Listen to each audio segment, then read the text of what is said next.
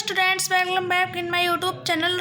आज हम लोग सेकेंड सेमेस्टर की हिस्ट्री में सबसे मोस्ट इम्पॉर्टेंट टॉपिक पढ़ने वाले हैं। तो लेट्स स्टार्ट।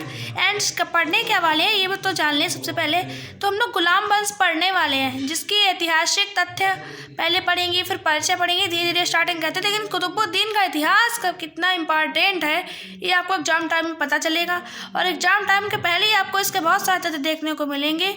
तो गुलाम वंश स्टार्ट करते हैं। अब हम आते हैं इसके ऐतिहासिक तथ्य पे।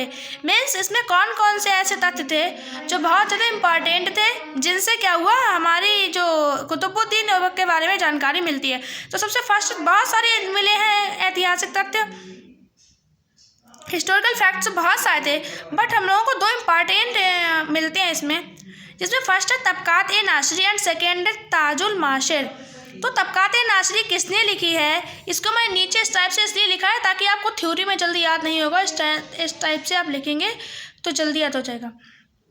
तो फर्स्ट है मिन्हाज उत नासरी, ये फारसी भाषा में लिखी गई थी, और ये इसमें मोहम्मद गौरी से लेकर नासिरुद्दीन के शासनकाल तक की जानकारी मिलती है। एंड सेकेंड है ताजुल माशिर, इसको हसन निज़ामी ने लिखा था अरबी फारसी भाषा में, और ये इसमें कहाँ तक की जानकारी मिलती है, 1191 से लेकर 1217 ईस्वी तक की जानकारी मिलती है। अब आते हैं कुतुबुद्दीन ऐबक के परिचय पे। इनका इंट्रोडक्शन पहले कर लेते हैं। तो कुतुबुद्दीन ऐबक का जन्म 1250 ईस्वी में आधुनिक तुर्किस्तान कजाकिस्तान में हुआ था। कुतुबुद्दीन ऐबक का वास्तविक नाम कुतुब-उद-दीन ऐबक था, लेकिन जो प्रेजेंट में विद्वान हैं उन्होंने क्या किया है, इनके नाम को कुतुबुद्दीन जोड़ दिया है। तो ऐबक का अर्थ होता है चंद्रमा का देवता। मोहम्मद गौरी ने कुतुबुद्दीन ऐबक को गजनी के बाजार से एक दास के रूप में खरीदा था। अब आता है कुतुबुद्दीन ऐबक का इतिहास। तो मोहम्मद गौरी ने कुतुबुद्दीन ऐबक को सबसे पहले अमीर आखूर के पद पर नियुक्त किया था। अमीर आखूर का अर्थ होता है सुसाला का अधिकारी। तराइन के दूसरे युद्ध में कुतुबुद्दीन ऐबक ने मोहम्मद गौरी की सेना में सहायक नेतृत्वकर्ता के रूप में सहयोग किया था। तराइन के दूसरे युद्ध के बाद मोहम्मद गौरी ने कुतुबुद्दीन ऐबक को अपना प्रतिनिधि बनाकर भारत के शासन की जिम्मेदारी सौंपी थी।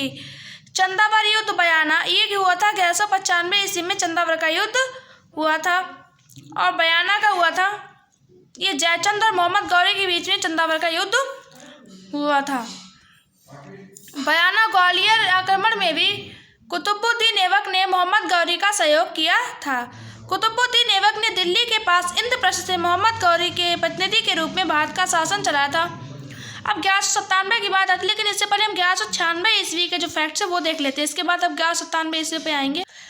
तो 1197 फैक्ट्स पहले आपको लिखना पड़ेगा। 1196 ईस्वी मोहम्मद गौरी ने बयाना और ग्वालियर का आक्रमण किया।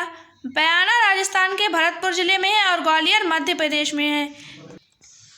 लेकिन बयाना और ग्वालियर के राजा इतने शक्तिशाली नहीं थे कि मोहम्मद गौरी के आक्रमणों का सामना कर पाते, अतः उन्होंने गौरी की अधीनता स्वीकार कर ली। गौरी ने इसके बदले में उनसे बहुत सारा धन लूटा और गजनी चला गया, क्योंकि मोहम्मद गौरी का काम लूटना ही था। वो लूट कर चला जाता था, कहीं भी स्थायी राज्य नहीं करता था। लेकिन उससे पहले उसने भारत के शासन की जिम्मेदारी कुतुबुद्दीन ऐबक के हाथों में सौंप दी थी। और जो राजा थे बयाना और ग्वालियर के, उन्होंने सोचा कि यहाँ पर अब कोई राजा नहीं है, बस चला गया लूट के। लेकिन उसने क्या किया था, ऐबक के हाथों में सौंप दी थी अपनी जिम्मेदारी राज्य की। अब गौरी चला गया था, उन्होंने अपने राज्य को स्वतंत्रता की घोषणा कर दी जाए, ऐसा सोचा। लेकिन क्या हुआ, जब ये बात गजनी को पता चली, तब आती है 1197 का फैक्ट। इसके बाद आप लिखेंगे। तो 1197 ईस्वी में कुतुबुद्दीन ऐबक ने सबसे पहले राजस्थान में हो रहे विद्रोहों का बलपूर्वक दमन किया। इसके बाद सोलंकी वंश की राजधानी अनहिलवाड़ा पर आक्रमण किया गया, परंतु भीम द्वितीय आक्रमण का सामना नहीं कर पाए, और ऐबक ने अनहिलवाड़ा में खूब लूट मचाई तथा कई मंदिरों को तोड़कर मस्जिदों का निर्माण करवाया। ये तो रहा इसके पहले का फैक्ट। अब कुछ इंपॉर्टेंट फैक्ट्स देखते हैं। 1202 ईस्वी में कुतुबुद्दीन ऐबक के द्वारा बुंदेलखंड के विरुद्ध आक्रमण किया गया, लेकिन राजा परमद्देव की मृत्यु के कारण कुतुबुद्दीन ऐबक ने कालिंजन, महोबा और खजुराहो पर आसानी से अधिकार कर लिया था। अब अगला फैक्ट है इसके बाद 1205 ईस्वी में मोहम्मद गौरी ने खोखरों के विरुद्ध आक्रमण किया था, जिसमें कुतुबुद्दीन ऐबक ने गौरी का पूर्ण रूप से सहयोग किया था। 15 मार्च 1206 ईस्वी को मोहम्मद गौरी की अचानक मृत्यु के बाद उसके प्रमुख दास कुतुबुद्दीन ऐबक, नासिरुद्दीन कुवाचा और ताजुद्दीन यल्दूज ने साम्राज्य को आपस में बांट लिया था, जिसमें ताजुद्दीन यल्दूज को गजनी, नासिरुद्दीन कुवाचा को सिंध मुल्तान और कुतुबुद्दीन ऐबक को भारत का साम्राज्य मिला था। अब आता है 25 जून 1206 ईस्वी को कुतुबुद्दीन ऐबक ने राज सिंहासन प्राप्त किया, परंतु वैधानिक स्वीकृति 1208 ईस्वी में मिली थी। इसके बाद अब बहुत सारे टॉपिक्स हैं और ये था इंट्रोडक्शन कुतुबुद्दीन ऐबक यानी कि गुलाम वंश का। आगे की वीडियो में हम इसके बारे में और जानेंगे। जय हिंद।